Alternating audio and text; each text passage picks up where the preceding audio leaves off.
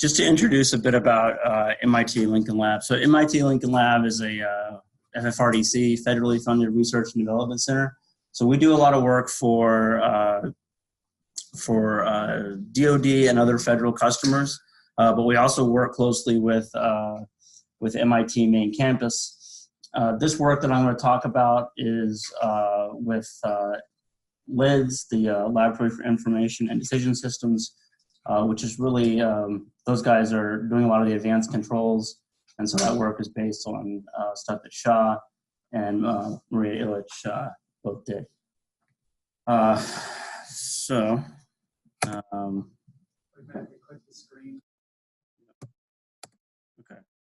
this is what the lawyers make us put in there. Okay. So different types of DoD power systems. So just to kind of frame the problem here and what we're looking at. So on the left-hand side, you have large installation level power systems where you can have tens of megawatts, and you can have huge arrays, you can have gas turbine plants. And as you move down towards the right-hand side, you get smaller and smaller systems, and you get closer and closer to the front lines of battle, what we call tactical power systems. So the area that we're concentrating on is the right-hand side, where you really have single kilowatts loads and generators. We call this the platoon scale power system, and we think this is an area that is it's particularly interesting. You don't have a lot of the load aggregation. You don't have much inertia, and you've got a lot of things happening pretty quickly. So I think you have to look at a few things differently, but I'll get into some of that as we go here. So on a tactical microgrid, there's a lot of challenges that we're facing. So we're looking at everything from really expensive fuel. So sometimes the fuel has to be trucked in over long distances, and it can be a hazard to the lives of the people that bring in the fuel. Sometimes it's got to be airdropped. So those are some things that they make it very important to stay efficient in what you do. But it also means that if you want to try new things and you want to do things that are going to be groundbreaking, then there's a lot of incentive to do that. You also have a situation where the component failure is pretty likely. A lot of times you don't have mechanics or operators that are very skilled and can maintain these things. They're war fighters, and they're usually preoccupied with something else. So it's pretty likely that the asset is not going to work very well, and it's also pretty likely that they're not going to have a lot of time to deal with it. You've also got a widely varying stock. The DoD acquisition cycle is pretty slow, so you got a lot of stuff that's been there a long time. As I said, you got untrained operators, and then you've got some loads which are pretty interesting but pretty critical that are kept online. And in this case, modeling the loads properly tends to make a lot more difference, because on a small microgrid, you could have a load that's the entire rated power of the system. So getting that load model correct is pretty important. Lastly, cables can be a challenge just because they never seem to have what they need, and so anything you can do to try to make that work better is good. So that reminds me, I should mention, these are low voltage systems, so all the generators we're showing are three-phase 208. So when you talk about distribution impedances, they're really pretty low, and for the most part, we just consider that there are not a lot of impedance between the different sources. So these are the different ways that the armed forces have looked at using generators. So on the top left-hand side, you see the conventional way that they've done things. This is pretty inefficient, but it's pretty simple. They take a generator, they put it next to the tent, and then they can run things. Obviously, this isn't very robust, and it's also not very fuel efficient. They move towards consolidated generation, where you put multiple loads on a tent. So that's a little more efficient, but it does require somebody that knows a bit more about how to set up generators, breakers, and so on. Moving to the bottom left-hand side, you have a central microgrid where you start to put all your generators together, and then you can run all your loads off of that central plant system. So that makes a little bit more sense, but you also have a single point of failure. You've also got to be able to operate that system in a way where all the generators are going to cooperate. So then lastly is the distributed microgrid, this is kind of some of the stuff that we started to talk about today, where you've got a number of generation assets, they're sprinkled around, and you've got them all interconnected, and everything is working together. So this is more resilient, and this is what they're just starting to prototype today. But some of the stuff that's out there today is still not where we think it needs to be. And so I'll get into some of that here in the next slides. So the two ways that they've done these distributed microgrids is through manual tuning and a single vendor solution. So in the manual tuning case, basically what they do is they put an expert operator out there. They can set up these generators together, and they can look at, okay, how do I need to tune these generators so that they can operate correctly? And that's something that is, as long as you've got the expert there, it's fine, but most of the time those aren't the people that are going to be on the front lines. And so when the operating point changes, you may need to retune things. When you take a generator offline, you may need to retune things. So that's not very scalable. That doesn't work very well. The other option is a closed single vendor solution, and that certainly has some advantages, but it also has some disadvantages. It may operate well, but a single vendor is something that the military likes to get away from, because when you go with a single vendor, they call the shots on what you're allowed to use, how you can do it. So your upgrades are expensive. They don't have a lot of incentive to bring in new technologies.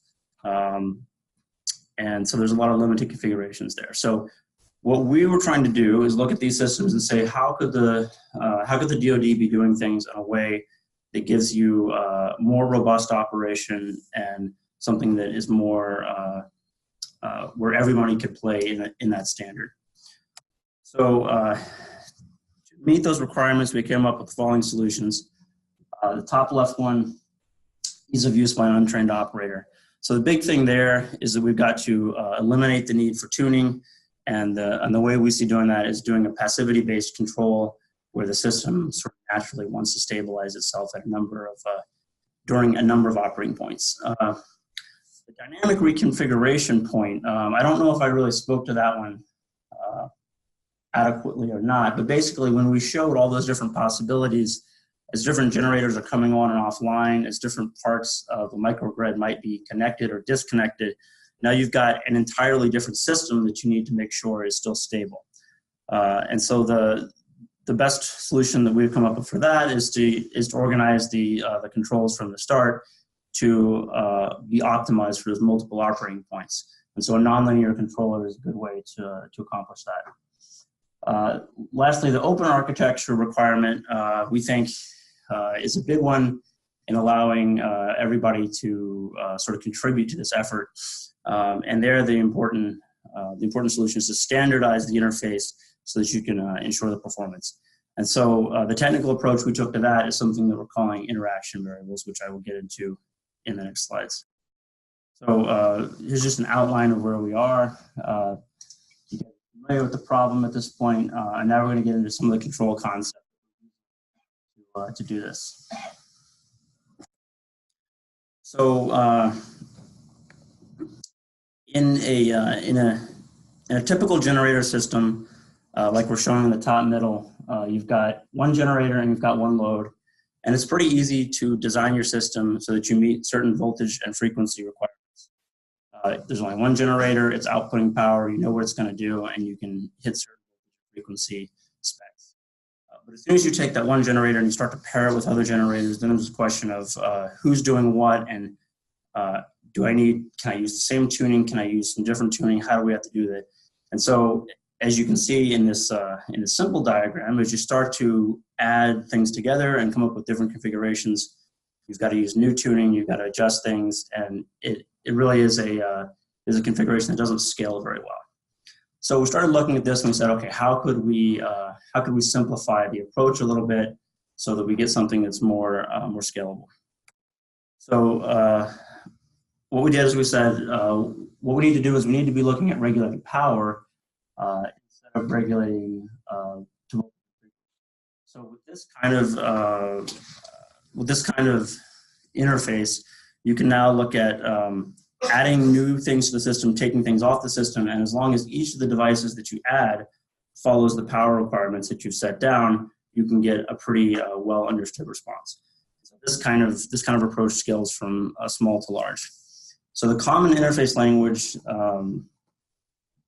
that allows you to do this is what we're calling interaction variables. And in this case, we're using power and rate of change of power. So if we take a step aside for a moment and we say, okay, if I'm designing a component, how do I do things? So the basic idea is that someone that's designing a microgrid component would get component output requirements that are put in terms of power and rate of change in power. And then they can look at their control methods, and they can look at their ability to put together a DER or a plant, if you will, and they can say, how do I best meet that? They can look at what are their physics, what are their limitations, and they can design a system that comes up with a known result to a given disturbance. So when we looked at this, we said this is a classic place to use a passivity-based control approach. If you do it that way, the advantage is you get a system that's BIBO stable, and it's also analytically provable the result is analytically provable over a certain disturbance range. And so this is pretty important because, again, getting down to the small grid system, we've got a lot of cases where the load that you're putting on the system can be the full rated power of the generation resource. So it's hard to just use the small signal analysis. We've got to think of things looking at the large signal. We also have a lot of loads that tend to act like nonlinear disturbances, and so we've got to be able to deal with that in a way that's always stable. In addition, when you use this type of control, you can parallel it with other like components, and you can get a known response. So that's also pretty important because as we start to put new and different types of things in our grid, we want it to be pretty simple to think about what the response is going to be. And then lastly, the other non-like components, so we've had a little bit of trouble talking about those types of things with the theorists, because when we say, hey, there's a bunch of existing generators out there, they're all going to do things the way they always did. What happens when we bring that on? The initial reaction was, well, no, we can't do that. Eventually, we started to get them to understand that, no, that's going to be there. You can't do anything about it. So the conversation eventually turned to, okay, we can look at that as a negative load, and as long as we design our system to deal with that disturbance, while it may not be as good as a system that has all passivity-based control, it's still something that can be dealt with. So that's the basic approach that we're suggesting that the controllers take.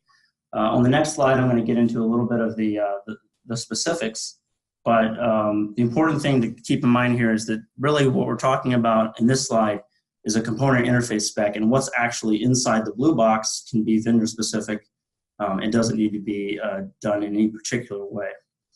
And then the last bullet on the slide I'll just say is that once you've got known power and rate of change of power, your voltage and frequency can be calculated at a system level, where now you're kind of thinking about that sort of as I don't want to call it tertiary control, but basically if you're able to deal with those kinds of disturbances, you know that the lower level controls are going to keep things within bounds. So moving on, I'm going to get into some of the control details now.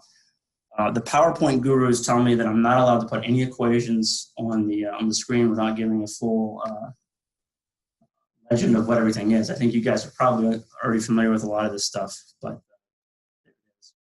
so so this is what we're calling the reference design for a synchronous machine. So if we look at the system, we've got our physical synchronous machine in the bottom left.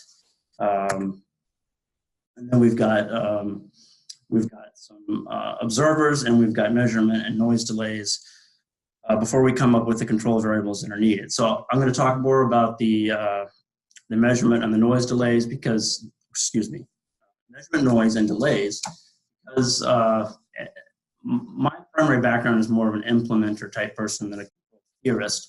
And when we started to have those conversations between those two different people, it became very obvious that it's important to get this stuff right, because academically you can sort of say that any observer is going to work, but as soon as you start to deal with machine variances and measurement noise, a lot of that stuff can break down. So we said, let's get this stuff right. Let's show how it's done, and let's use that in our models.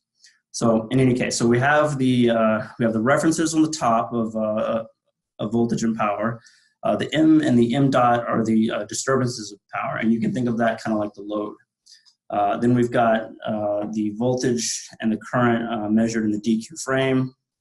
We've got the power and the rate of change of power, and then we've got the machine internal states. Those are fed into the proposed reference controller here, where we calculate the commanded power and then look at the, which that's then passed to the next layer, and then we look at the, we calculate the desired rate of change of power. From that, those outputs are passed to a control transform that then puts that into a coordinate space that you can actually apply to the machine. There is some control saturation, which represents the fact that you can't put 1,000,000 volts on a field exciter on a synchronous machine. That's again one of those things where we sort of had to say, these are the realities of the physical system. So although you didn't look at those before when you were thinking about the equations, we've got to put those saturations in here because that's the way the thing's going to behave.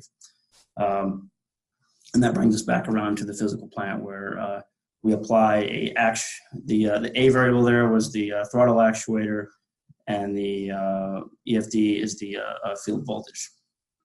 So, all right. So this is one last slide of math here. So the dynamic energy layer, the inner layer there, is in charge of regulating power and rate of change of power. So the top controller is the one that's regulating power, and that looks a lot like droop in steady state. As you guys can see, it's a proportional term that's looking at the error in frequency. So that's pretty familiar. The bottom control term is pretty similar too, except for now we're bringing in the reference power from the layer above, and we're also bringing in the measured electrical power. And again, it's just a proportional term that takes effect there. So looking at the system in this transformed state space allows the control to be pretty linear. And so that's what gives it the relatively simple performance on a complex system. So moving down one more layer there into the input transformation. So in this case, V is P dot that is trying to regulate. So it's trying to regulate the rate of change of power. So we take the standard synchronous machine control equation and we reformat that in terms of the field voltage. And as you can see, that's the equation here. When we substitute in V for P dot, what we get is the next equation down here. And now we actually have a place where we can say, here's the control effort that we're then applying, transforming through this equation, and now we have field voltage which we can apply to the machine. The throttle actuator doesn't require any translation, so it's left alone. So that's the synchronous machine controller that we are testing now. Now I'm going to get a little bit into the actual testing that we're doing. So we tried to come up with a test system that was pretty realistic of the way we think this would be used, and also sort of really pushes the limits on what these components could do. So in this picture here, this in some ways looks pretty similar to the same kind of thing you guys have shown in a lot of we have an inverter-based source in the top left. In this case, I guess I should pause and say that the passivity-based control that we're doing, I don't know if you could call it grid forming, although I've heard a lot of people talk about grid forming, and it's all a little bit different. So I think we need to be a little bit careful about just applying a loose label. But it will allow regulation of voltage and frequency, which I think is kind of what we all want at the end of the day. So we've got that in the top left, and then we've got a synchronous machine in the top right. So then we have a switch in between that is kind of optional whether that's closed or not. So the reason we represent it that way is that we've seen in these systems where ultimately they want two things. They want robustness and they want flexibility. So they want to be able to plug in their different generation sources and just have it meet the load. And so in a lot of cases, whether it be an asset is destroyed and they can't use it anymore, or maybe there's a group of people that are going out on patrol or something and they need to take their electric vehicle with them, and now the battery is no longer available. So there's lots of reconfiguration that can happen. So we wanted to make sure that was represented in the test system that we had. We've got an ECU, which is an environmental control unit. Basically, that's just an induction motor. But I think, as I said before, it's really important to get your loads right on a small system that you're modeling, because we all know that whether it's a resistive load, that's going to behave one way, an RO load is a little bit different. And in the case of an induction motor, now you've got some frequency sensitivity. If you adjust the frequency, you may get power that's actually flowing back from that motor into your grid. And then we've also got what we're calling a regulated PQ load, which is basically just a UPS. So the point of that is that that load is going to run at a constant power. And we're seeing more and more devices that are being put on the grid acting as constant power loads. A constant power load can be particularly destabilizing for some systems. So that's something that we wanted to make sure we represent accurately. We've also got models of all these things, which I'm going to get into in a moment here. We've got time varying impedance, which is pretty boring. That's just an RL that slowly varies over time. We've got a rated RL, which is, if you look at the mil spec standard, that's what they test the generators to. So it's a certain RL load that they put on the thing, and they know, okay, we want the voltage and frequency to stay within spec. We've got a motor load, which is a little bit confusing the way it's stated here, because I just said we had a motor. But again, according to the mil spec standards, they have a really poor power factor inductive load that they put on the system, and they call that simulated motor load. So we wanted to make sure that we could hit the existing standards, and there's some question as to whether those loads made sense or not.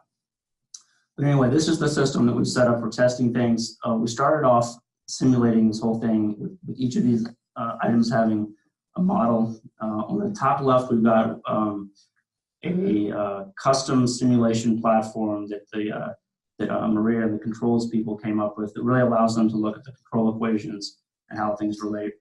Once they've got a good model there and system operating the way they want, they can pass it over to us and we implement it in Simulink. And really, at that point, we start to add a lot more realism to the sensors and discretize all of the things that are operating under control. And then lastly, we go to hardware.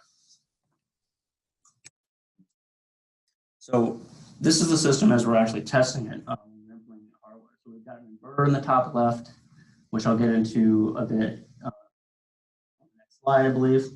And then we've also got, the way we did the synchronous machine is we have real synchronous machines, but in the interest of being able to quickly swap out controls and try new things, we built a model for the synchronous machine. We tested it against the real synchronous machine. And at that point, we just put the power hardware and the loop system in there, which allowed us to swap out the controller easily. Programmable loads give us repeatability and flexibility in the lab, and so we use those for the time varying impedance and the specific RL values that are applied. And then lastly, we use real loads when they're available.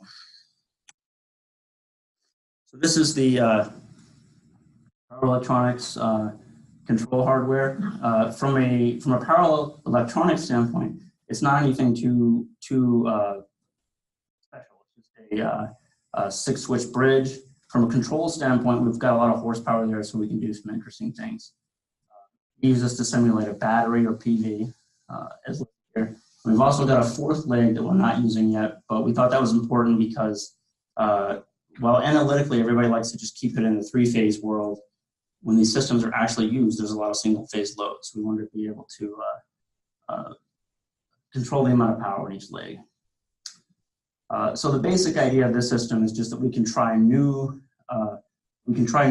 things easily and check out where they're going to work and adjust and modify.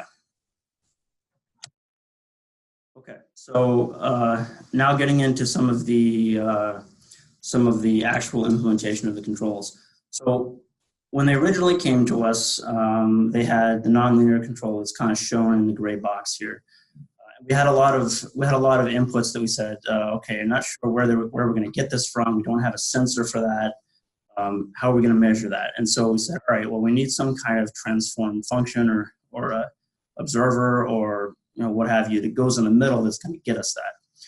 And so after a lot of discussions and a lot of back and forth, we came up with our first attempt where we started to try to represent some of these things with actual sensors and measurement noise.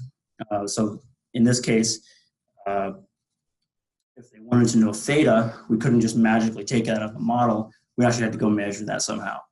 For instantaneous power, we've got to calculate that using the sensors we do have.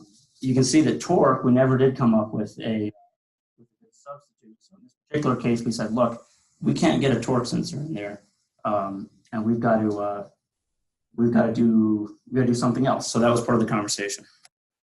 So this is the scenario that we looked at to stress the system stability. There's a lot going on here, but I'll try to move quickly. We have a lot of loads that are coming and going at the top. The dark black line is that switch turning on and off. And as you can see here, what we did first is the synchronous machine turned on. We brought on the inverter. We had a planned disconnect. Then they operated independently. At 0.6, they connected back together.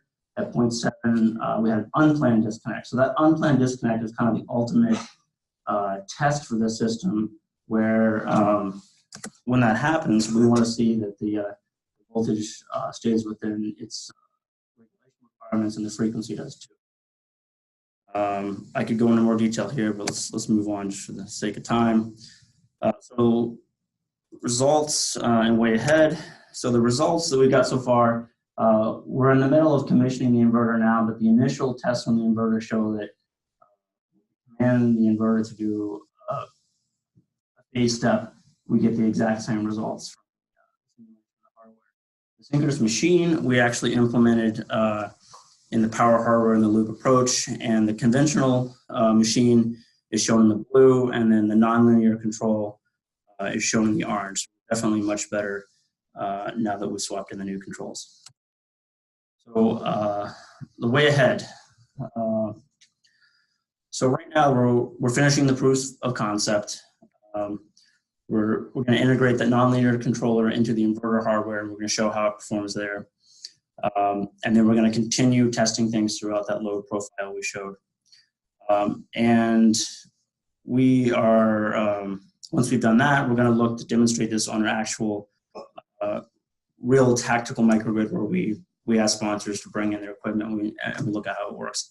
Lastly, and this is one of the most important outcomes of this effort, is we're going to then start looking at how do we take these best practices, these interface standards, how do we put that into something that others can work with and others can play to. So to kind of summarize that, basically we have to show that this is possible, the results that you can achieve, and then what's the standard that people need to follow in order to do this.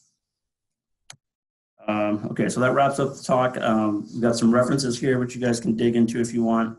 And then I'd also like to acknowledge the work of Maria and Shaw, Ryan Wykins, Jim McCumber, Peter Mikhailov, Dan Herring, and Eric Bacher, who were instrumental in getting these things developed.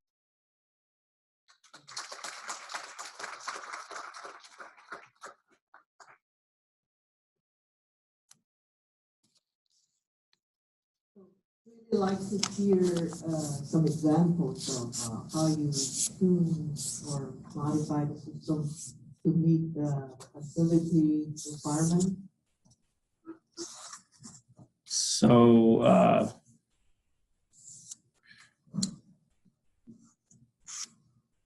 so the basic approach is to look at it in terms of regulating power. The controller that I showed, which was the synchronous machine, was one example of how that can be done. The inverter controller, there's another controller that takes a similar approach, but of course is switching IGBTs, so it's a little bit different. I don't think that answers your question though.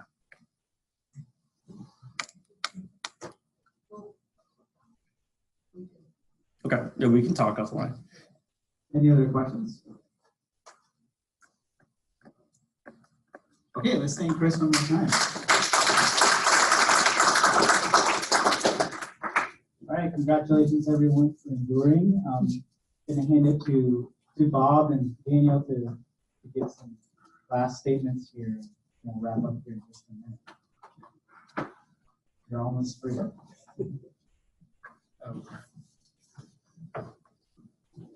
Well, I'm absolutely amazed by this conference. I've been in grid forming inverters since 2000, somewhere around there.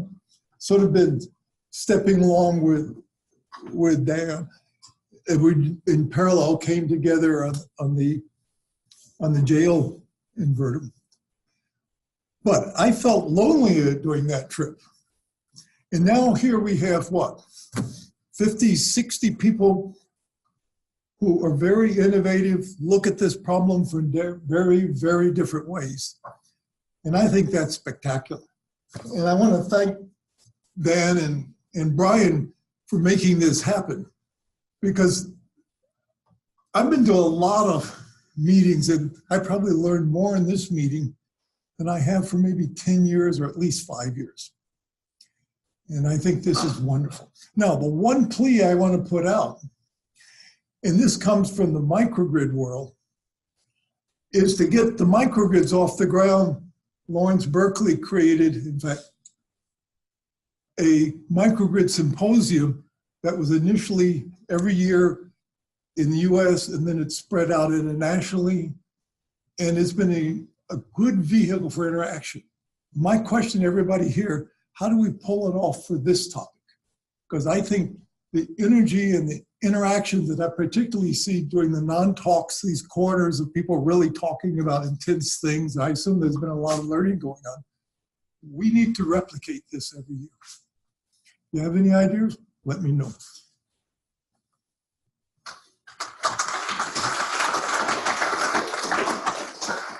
I don't have a whole lot to what Bob said, because I didn't have you all here. Some talks and excellent discussions.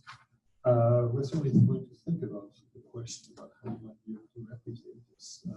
In this case, we are very grateful to the University of Washington Clean Energy Institute and to a very generous grant from the close family that made this financially possible.